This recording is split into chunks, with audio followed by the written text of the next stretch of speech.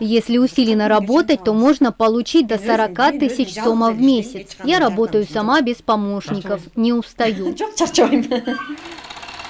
Многодетная мама Нурила Мураталиева из села Көкдөбө Айтматовского района приняла участие в проекте «Социальный контракт». На 100 тысяч сомов она приобрела швейную машинку. Заказы выполняет на дому. Женщина довольна нынешним заработком.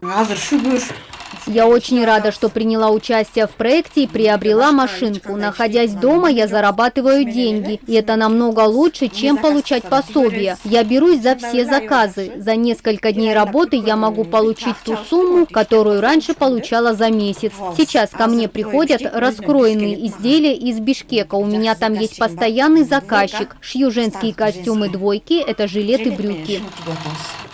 Прошло 1,5 года с момента, как Нурила Мураталиева начала шить одежду. Теперь, помимо швейной мастерской, она планирует открыть пекарню. На эти цели у нее уже имеются сэкономленные средства. Все это благодаря социальному контракту, говорит она.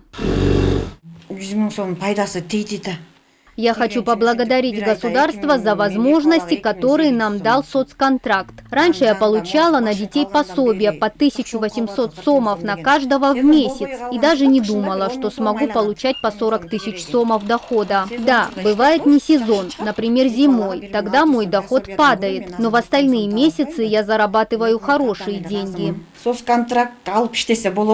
Благодаря положительным результатам от реализации социального контракта государство в разы увеличило количество семей на получение 100 тысяч сомов. Например, в 2022 году в Айтматовском районе было только 50 квот. В 2023 году уже 262 квоты, а в этом году 498.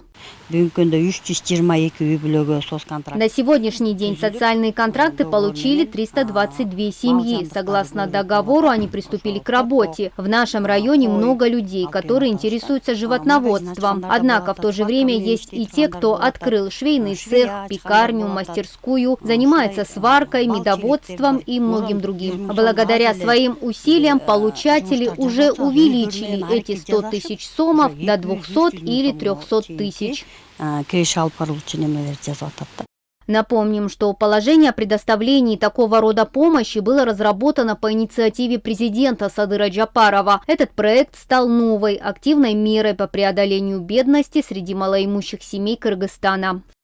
Мадина Низамова, Кайнар Урмонов, Татыбүбү Кинджакунова, ЛТР, Таласская область.